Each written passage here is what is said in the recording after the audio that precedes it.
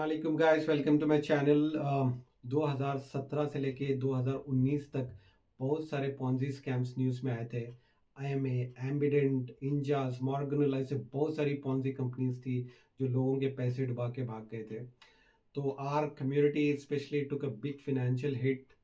तो इस वीडियो में मैं आला वेंचर्स के बारे में डिस्कस करना चाहूँगा, क्योंकि आला वेंचर्स का मैं एक इन्वेस्टर था।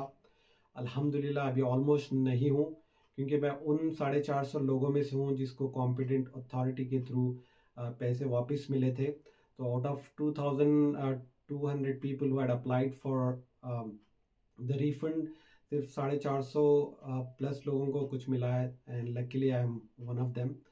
सो क्लेम सबमिशन के लिए मुझे किसी थर्ड पार्टी की मदद लेनी नहीं पड़ी थी, ना मैं कोई फ्रीडम पार्क या विधान सौदा के आगे झंडा लेके खड़ा था। The process was very simple. जब कॉम्पिटेंट अथॉरिटी ने क्लेम्स के लिए कॉल फॉर किया था, इट वाज बैक इन अगस्त 2022, मैंने अपना क्लेम फॉर्म भरा था। Claim submission was very simple, इतना मुश्किल नहीं था। बस मुझे अपने अग्रीमेंट्स देने थे, अपना बैंक स्टेटमेंट देना था, और अपने आइडेंटिटी कार्ड्स जैसे आधार और पैन कार्ड देना था। जैसे ही मैंने डॉक्यूमेंट्स सबमिट किए थे, मुझे इन लोगों ने एक्नॉलेजमेंट लेटर भी दिया था। एक्चुअली मेरे 5 आईडी थे, जिसमें मैंने 4 आईडीज में बैंकिंग के थ्रू इन्वेस्टमेंट किया था, जो कि बैंक ट्रांसफर्स थे, और एक इन्वेस्टमेंट था कैश में। तो डॉक्यूमेंट सबमिट करने के बाद मुझे 5 एक्नॉलेजमेंट लेटर्स मिले थे। तो सारे लेटर्स में रखा था। So it was back in 2022। 2022 से मुझे 2024 तक इंतज़ार करना पड़ा। और in the month of October मुझे कॉम्पिटेंट अथॉरिटी से एक लेटर आया था, सेइंग कि I should go and submit my original documents. क्योंकि मैंने जब क्लेम फॉर्म्स भरे थे तो मैंने फ़ोटो कॉपीज़ दिए थे एग्रीमेंट के। इनफैक्ट मेरे पास ओरिजिनल एग्रीमेंट्स थे भी नहीं, अ, सारे फ़ोटो कॉपीज़ थे। लेकिन एक चीज़ अच्छी हुई थी, जब इनकी कंपनी बंद हुई थी, तब इन्होंने सारे मेरे आईडीज़ को क्लब करके मुझे एक ओरिजिनल डॉक्यूमेंट्स दिया था जो मैंने रखा था। तो वही डॉक्यूमेंट को मैंने कॉम्पिटेंट अथॉरिटी को फिर से सबमिट किया, एंड थैंकफुली उन्होंने एक्सेप्ट किया। जिस टाइम पे मैंने एग्रीमेंट सबमिट किया था, उसी दौरान मैंने अपने बैंक डिटेल्स भी चेंज किए थे, क्योंकि मैंने जो 2022 में बैंक डिटेल्स दिए थे, वो बैंक मर्ज हो गई थी और उसके डिटेल्स चेंज हो गए थे। तो मैंने नए बैंक डिटेल्स दिए, अल्हम्दुलिल्लाह वो भी एक्सेप्ट हो गए।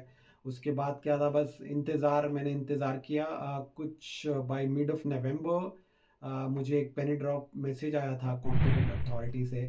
1 रुपया उन्होंने ट्रांसफ़र किया था, और उसके 15 या 18 दिन बाद अल्हम्दुलिल्लाह उन्होंने मेरे पैसे रिफ़ंड किए। इनफैक्ट उन्होंने 4 आईडीज़ के पैसे रिफ़ंड किए, और एक आईडी का पैसा मुझे मिला नहीं। Then I went back and spoke to the competent authority. जब मैंने कॉम्पिटेंट अथॉरिटी के ऑफिशियल से बात की, तो उन्होंने कहा कि सिर्फ जो बैंक ट्रांसफ़र्स हुए थे, जो इन्वेस्टमेंट बैंक ट्रांसफ़र के थ्रू मैंने किया था, उसी को एक्सेप्ट किया गया है और उसी के पैसे मुझे मिले हैं। और जो मैंने कैश में इन्वेस्टमेंट किया था, उसके लिए मुझे एक लेटर आया था कुछ दिन पहले, सेइंग कि वो सबमिशन रिजेक्ट हो चुकी है, और देयर इज़ नो क्लैरिटी कि वो कैश में इन्वेस्टमेंट के पैसे मिलेंगे कि नहीं मिलेंगे। For now there is no clarity. और ये प्रोसेस बहुत आसान रहा है, उतना मुश्किल नहीं रहा। So I feel bad for the people who could not apply for it. The reason can be anything.